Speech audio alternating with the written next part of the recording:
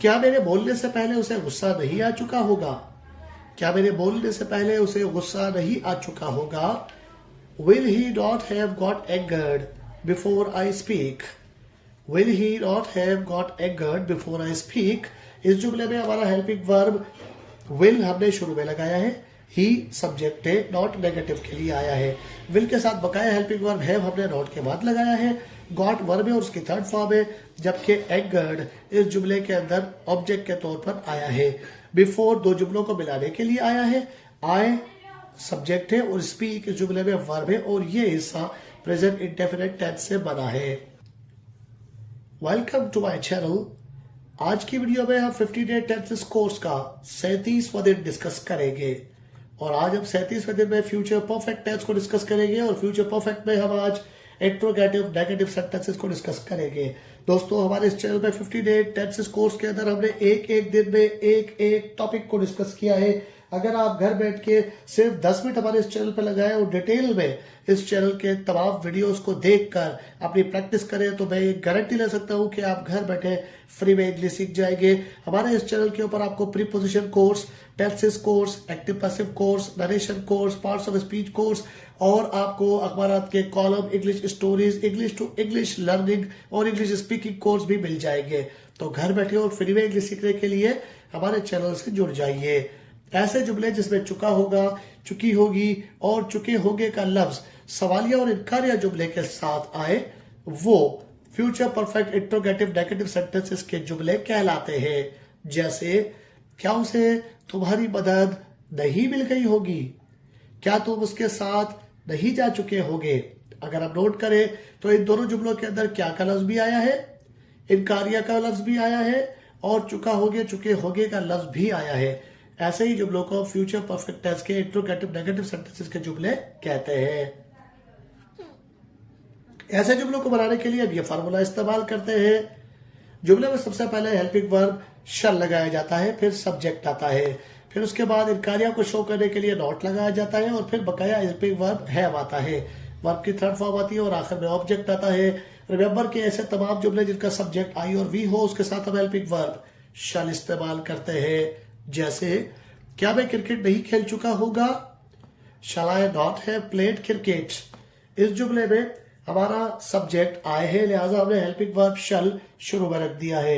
शल helping verb है, आए subject है, नॉट नेगेटिव के लिए आया है, हैव बकाया हेल्पिंग वर्ब है, प्लेड वर्ब है और वर्ब की थर्ड फॉर्म है, जबकि क्रिकेट इस जुमले में ऑब्जेक्ट है। ऐसे जुमलों को बनाने के लिए अब ये फार्मूला इस्तेमाल कर सकते हैं। जुमले में सबसे पहले विल आएगा, फिर सब्जेक्ट आएगा। इनकारिया को शो करने के लिए नॉट लगाएंगे, बकाया हेल्पिंग वर्ब हैव आएगा, जबकि वर्ब की थर्ड फॉर्म आएगी और आखिर में ऑब्जेक्ट आएगा।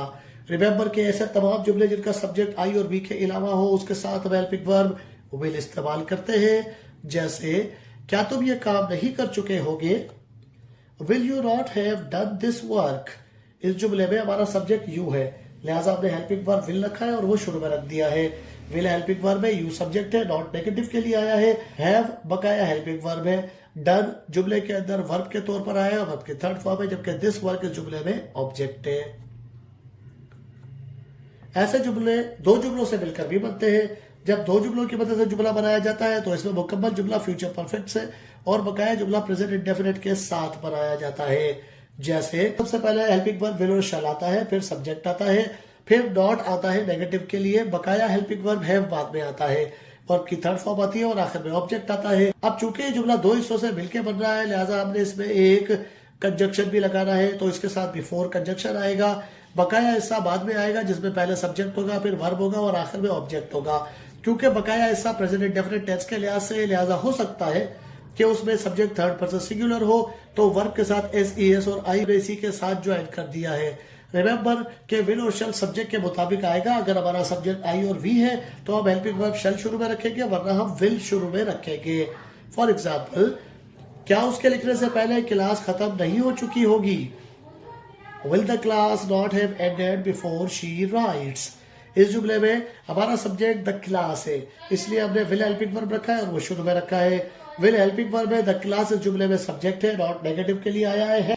हैव हेल्पिंग वर्ब का बकाया हिस्सा है, जबकि एंडेड इस जुमले में वर्ब की थर्ड फॉर्म है और यहां तक हमारा फ्यूचर परफेक्ट का जुमला नेगेटिव इंट्रोगेटिव का मुकम्मल हो गया है।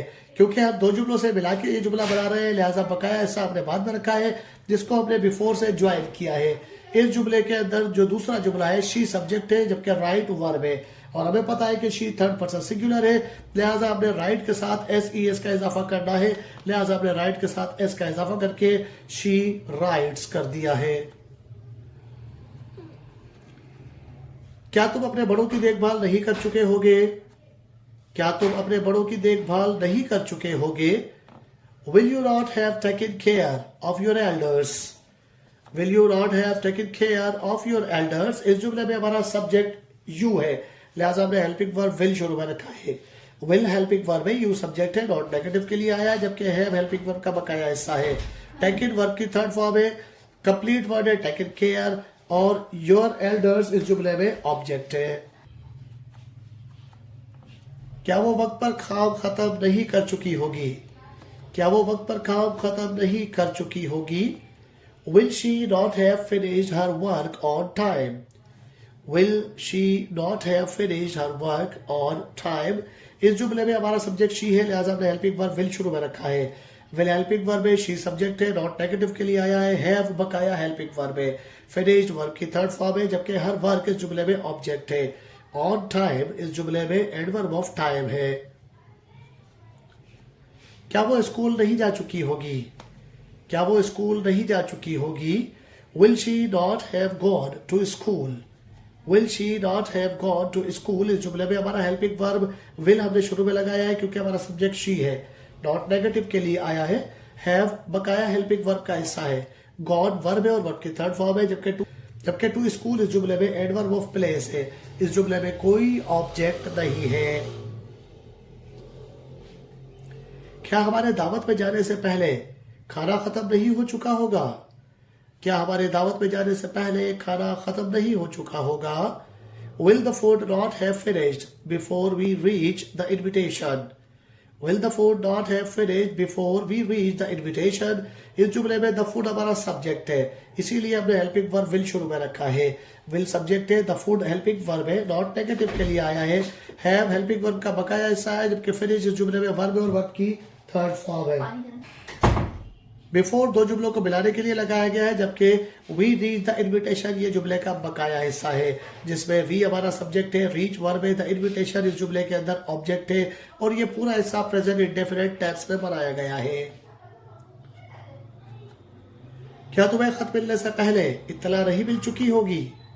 क्या तुम्हें खत मिलने से पहले इत्तला नहीं मिल चुकी होगी? Will you not have got information before you received letter? Will you not have got information before you received letter? इस जुमले में हमारा सब्जेक्ट यू है, लिहाजा हमने विल हेल्पिंग वर्ब शुरू में लगाया है। विल हेल्पिंग वर्ब में यू सब्जेक्ट है, नॉट नेगेटिव के लिए आया है। हैव हेल्पिंग वर्ब का बकाया हिस्सा है, गॉट वर्ब की थर्ड फॉर्म है, और इन्फॉर्मेशन इस जुमले में ऑब्जेक्ट है। ये एक जुमला है जो परफेक्ट के लिहाज से बना हुआ है, जबकि बकाया हिस्सा प्रेजेंट इंडेफिनिट टेंस के लिहाज से है, जिसमें यू सब्जेक्ट है, रिसीव वर्ब है, और लेटर इस जुमले में ऑब्जेक्ट है, जबकि बिफोर इन दोनों जुमलों को आपस में मिलाने के लिए लगाया गया है। Will he not have won the race before it starts?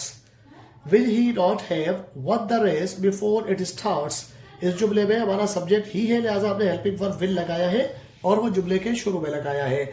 Will helping verb है, ही सब्जेक्ट है, नॉट नेगेटिव के लिए आया है, जबकि हैव विल के साथ बकाया हेल्पिंग वर्ब का हिस्सा है। वॉन वर्ब की थर्ड फॉर्म है, द रेस इस जुमले में ऑब्जेक्ट है, जबकि इट स्टार्ट्स ये बकाया हिस्सा है जिसमें इट सब्जेक्ट है और स्टार्ट्स वर्ब है, और ये प्रेजेंट इंडेफिनिट टेंस में बना है। दोनों जुमलों को मिलाने के लिए हमने बीच में एक वर्ड बिफोर लगाया है।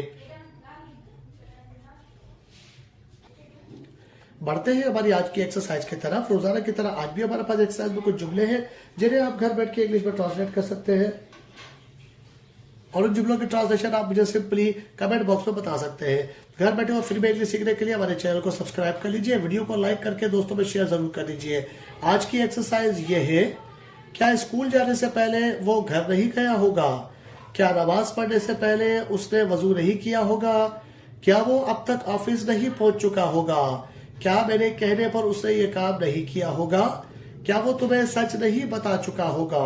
इन जुमलों की इंग्लिश ट्रांसलेशन आप मुझे कमेंट बॉक्स में बताइएगा। घर बैठे और फ्री में इंग्लिश सीखने के लिए चैनल को सब्सक्राइब करके वीडियो को लाइक कर दीजिए। इस वीडियो के कमेंट बॉक्स में आपको हमारे व्हाट्सएप चैनल का लिंक भी दिया गया है, तो भी क्लिक करके ज्वाइन कर लीजिए ताकि आप घर बैठे व्हाट्सएप के जरिए भी हमारे साथ कनेक्शन में आ सके। अपना और अपने चैनल का ख्याल रखिएगा। मिलते हैं अगली वीडियो में। टिल देन अल्लाह हाफिज।